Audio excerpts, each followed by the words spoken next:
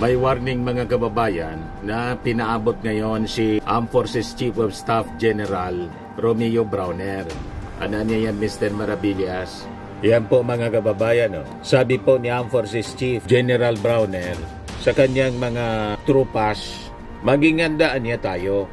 Be prepared to secure Metro Manila. Marcos approval ratings drop, Sara Duterte's score up. Sabi po sa Pulse Asia Reports survey. Yan yung mga reactions ng tao. Marcos pa rin, anya, sabi ni Cynthia Cabana, basihan sa survey, yung hindi nagtatrabaho, siya pong mataas ang ratings. Nakasulat na sa Google Map, West Philippine Sea. Yan, sabi dyan, Speaker Martin Romualdez on Tuesday said, the recognition of the West Philippine Sea labeled by Google Maps was a simple yet powerful affirmation. Nagbabagang mga balita at pagtalakay sa mga isyu ng lipunan. Bulsa! Opinyon, banat at paglalantad sa katotohanan. Bulsa! What you see is what you get. You decide. May warning mga kababayan na pinaabot ngayon si Armed Forces Chief of Staff General Romeo Browner. Ano niya yan, Mr. Maravillas? Yan po mga kababayan. Sabi po ni Armed Forces Chief General Browner sa kanyang mga trupas, maging handaan niya tayo. Be prepared to secure Metro Manila. Bakit niya, Mr. Maravillas? Ano mangyayari? May mga nakikita siguro na peligro na dapat pagandaan. Hindi man ito sasabihin ng ating Armed Forces Chief kung wala silang nakikitang peligro. The fact na nagpaabot siya ng ganito na babala, ang ibig sabihin yan, may dapat talagang pagandaan. Alam naman ninyo kung sino yung nagkaka-interes sa politika mga kababayan, kung sino yung gusto i-destabilize yung gobyerno ng ating Pangulong Bongbong at kung anong foreign power ang nasa likod. So normal lang mga kababayan nabanggitin ang paganda. Siguro siyempre may mga intelligence report sila, mga A1 information na natatanggap na talagang may gumagalaw po pailalim. Other than yung local forces, may external threat mga kababayan. Kahit na yung ating Pangulong Bongbong Marcos, many times, yun ang sinasabi niya. Now we have to shift from internal security. Yung ating armed forces dapat maging handa din sa external threat o doon ang tutok na mga kababayan sa external security ng ating bansa. Ayan po si General Browner, ang ating magiting na Armed Forces Chief of Staff. So yung pahayag mga kababayan ni Browner, pinalabas niya sa Army 2nd Infantry Division na nakabase po sa Rizal. Sabi niya, be prepared to secure Metro Manila, the seat of government. Sabi po ni General Browner, the Armed Forces is counting on the second ID to support the seat of government and to maintain the country's stability. Sabi po ng General, one of the most important tasks niya of the second ID is to support the seat of government, yung Metro Manila. Thus, your spirit of unity and professionalism is what we at the General Headquarters are counting on. Patindi po ang pagnanasa sa atin ng China. Pati nga po yung politika natin na pinakikialaman. And I believe pati po yung mga surveys, pinupunduhan mga kababayan ng external forces para ibagsak yung ating Pangulong Bongbong Marcos at iupo mga kababayan ang leader na puppet po nila. And in fact, based sa mga lumalabas ngayon na survey, talagang mabibigla ka mga kababayan kasi kung sino pa ang walang ginawa kundi manggulo, siya pa yung may trust ratings na mataas. Kaya po, yung mga mamamayang Pilipino talagang hindi makapaniwala. Makikita ninyo, mababasa ninyo sa mga reactions po nila sa balita ngayon. Ayan po, Marcos approval ratings drop, Sara Duterte's score up. Sabi po sa Pulse Asia Reports survey. Yan yung mga reactions ng tao. Marcos pa rin, anya, sabi ni Cynthia Cabana, basihan sa survey, yung hindi nagtatrabaho, siya pong mataas ang ratings. Sabi ni Roman Fernandez, unreliable survey yan. Hindi magapaniwala yung mga tao.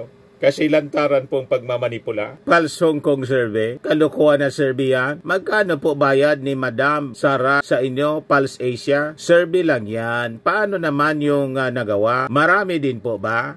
Talagang hindi magapaniwala yung ating mga mamamayang Pilipino. Harap-harapan na niya itong panluko. Inuuto-uto po tayo, mga kababayan. Sabi ni Vince Javier Montero, baka sa Davao yung survey, hindi masama managinip. sabi ni Paul Noel Vendeville, Gina Cruz Esposo. Baka gusto mong palitan na siya sa pagtrabaho? Go ka na te, sabi ni Evangeline. Sorby lang yan, sabi ni Wilmore Sungaw. Huwag kang maniwala sa FB, kagagawa ng mga Duterte yan. Hindi talaga maniwala yung mga tao po. Inuuto na lang tayo. Mind conditioning po. O ngayon, balikan natin yung warning ng Armed Forces. Sabi ni General Browner, one of the most important tasks niya of the second ID is to support the seat of government, yung Metro Manila. Because niya of the proximity of the second ID to Metro Manila, ito ang isa sa dibisyon na kapag nagkaroon ng gyera, for example, or destabilization, itong second ID ang isa sa mga tututok o re-responde sa threats na ito. Nakapalibot ito sa Metro Manila, sabi ni Browner. I think pinariringgan na yung mga nagpaplano. Sabi ko nga sa inyo, yung mga plano nila will fail and will fail miserably. Kasi po, hindi papayag ang Amerika. Malaking factor po yung Amerika. Yung Amerika will support PBBM. Si Trump, personal na barkada po ni Mrs. Imelda Romualdez Marcos. And never na papayagan ng Amerika na makontrol pang muli ng isang leader na pro-China ang ating bansa. Kaya po yung mga pinaplano nilang destabilization, people power, wala po. 3 years pa sila mga kababayan na maglalaway. And after 3 years, malamang sa malamang kung sino yung i-endorse ng ating Pangulo, Pangulong Bongbong Marcos, ay siyang mananalo. Di ba mga kababayan? So sabi po ni Browner, it is just a reminder, pero yan ang panawagan natin sa lahat ng mga sundalo na dapat tayo ay united and we are always professional. Napakaraming problema ng ating bansa, not just the internal security threats, nandyan pa ang lawless elements and of course sa West Philippine Sea. Nakikita natin ang hinaharap nating mga problema, sabi po ni Browner. We are calling on our soldiers to focus on our job, be professional, and we should be united as an organization. And speaking mga kababayan of the West Philippine Sea, buti na lang yung Google po, kasama na po ang West Philippine Sea sa Google Map. Tuwang-tuwa po si Speaker Martin Romualdez. Nakasulat na sa Google Map, West Philippine Sea. Yan sabi dyan, Speaker Martin Romualdez on Tuesday said, the recognition of the West Philippine Sea, labeled by Google Maps, was a simple yet powerful affirmation of the Philippines' sovereign rights and the increasing global support for its maritime claims. Siyempre, matik po, nagreklamo agad yung China kung bakit nilagay ni Google. Hindi mo pwedeng influensyan yung Google. Yung Google, pag-ari ng Amerika. Amerikano may-ari. Hindi mo pwedeng diktahan. Ayan, galit yung China. China responds to Google Maps labeling disputed waters as West Philippine Sea. Ayan po. Umoso si Chinese Foreign Ministry spokesperson Li Jian. Ang rason nila kasi yung South China Sea daw, matagal ng pangalan. South China Sea, yung lugar malapit sa inyo. South China Sea yun, hindi namin yun kiniklaim. Ang amin po, yung dagat naman, within 200 nautical miles, yun ang amin din. At kahit tingnan mo pa, nasa western part ng aming bansa, di West Philippine Sea, ang tawag namin yan. Tama po, huwag kami mga Chinese, na pati yung mga lugar namin dito, gusto ninyo pangalan ng Chinese. Kaya nga ako, kontra po sa pag-celebrate ng Chinese New Year, kasi may New Year celebration na tayo. Yung January 1, ba't makikisali pa tayo sa Chinese New Year na Pebrero? Tapos yung iba, nakikisali sa Year of Animals, imbis na Year of the Lord, AD, Anno Domini, Year of the Lord. Ginawang Year of the Rat, Year of the Pig, inatribute sa mga hayop, imbis sa ating Panginoon. Wala mang kinalaman sa creation ng mundo at kalawakan. Yung mga hayop, nilalang lang siya ng ating Panginoon. Tama na po yung Year of the Lord. Ginawa pang Year of the Pig, Year of the Horse. Nakisali pa yung mga Filipino kung hindi mga loko. Huwag kayong magpapa-influensya sa mali. Ayan tuloy, nakondisyon yung ating pag-iisip. Yun ang rason kung bakit yung resistance na ibang mga Filipino sa pananakop ng China, halos gusto na nilang makisali. Yung iba nga po, makapili na, modern makapili. O ngayon, ito yung latest sa mga ginagawa ng China sa atin. Patuloy ang kanilang pananamantala dito. Yan underwater drones could aid warfare. Yan ang pinapakalat po sa ilalim ng dagat ng mga Chinese.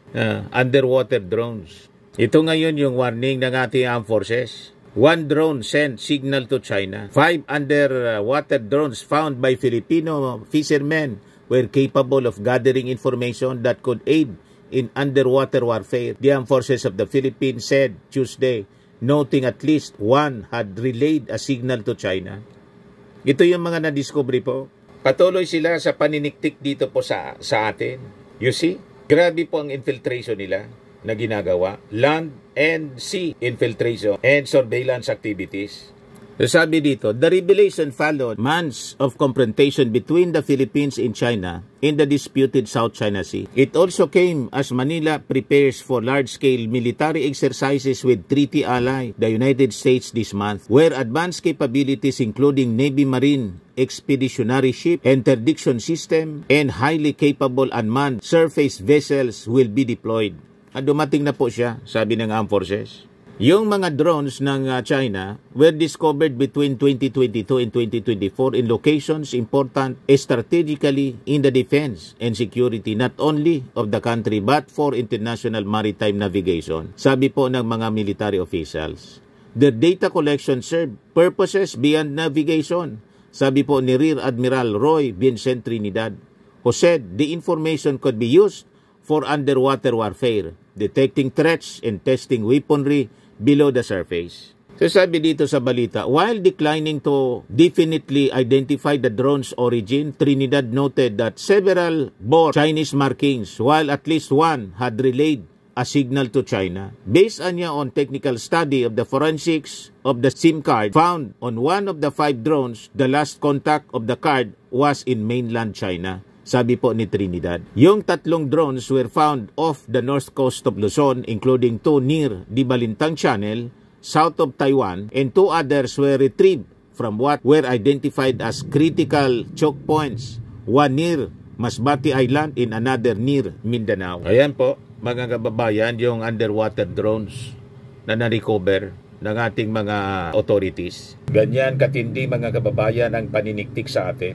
ng mga Chinese. Kaya sabi ko sa inyo, desidido po sila. Kaya kung desidido sila, desidido din tayo to defend our country. Kaya yun ang naging reminder ni General Browner sa ating armed forces, sa ating mga kasundaluhan. Magandaan niya tayo to defend the seat of government, especially Metro Manila. O ngayon, yung pagkasama po ng West Philippine Sea, sinama sa Google Map, sabi ni Speaker Martin, ito ang recognition of the West Philippine Sea label by Google Maps was a simple yet powerful affirmation of the Philippines' sovereign rights in the increasing global support for its maritime claims. Ito ang proper and consistent labeling of the West Philippine Sea on the widely used platform Google Maps is welcome news for every Filipino. Ito is more than a map update. It is a geopolitical affirmation. This platform shapes global consciousness, and this recognition adds significant weight to our cause.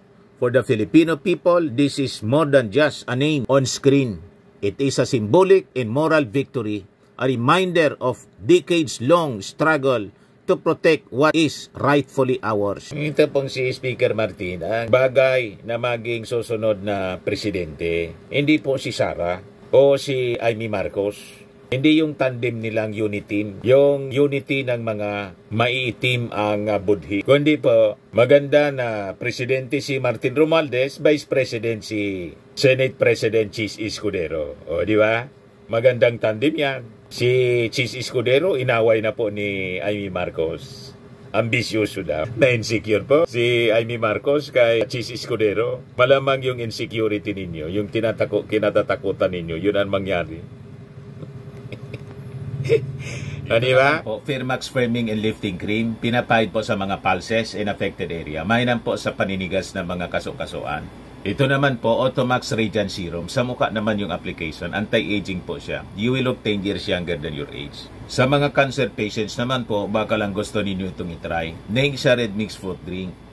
Hindi mo po siya gamot, food supplement siya. Kaya lang, gawa siya mga kababayan sa goji berry. Yung goji berry, may anti-cancer properties. O ngayon, yung mga inquiries ninyo, dumiritso na lang kayo sa aming messenger sa Facebook para masagot namin agad. Ayos pa? Ayos na ayos niya, Mr. Maravilla. At sa mga nagana po ng malinis and spacious fitness gym, pumunta lang po kayo sa aming Colossal Fitness Gym. May Grab Car Rental din po kami. Ito naman po yung bago naming product na binibenta online. iGlow Serum, whitening po siya. Tingnan ninyo yung epekto sa aking anak na architect before and now. Yung mga inquiries po ninyo, dumiretso na lang kayo sa kanyang Facebook account, Riz Maravillas.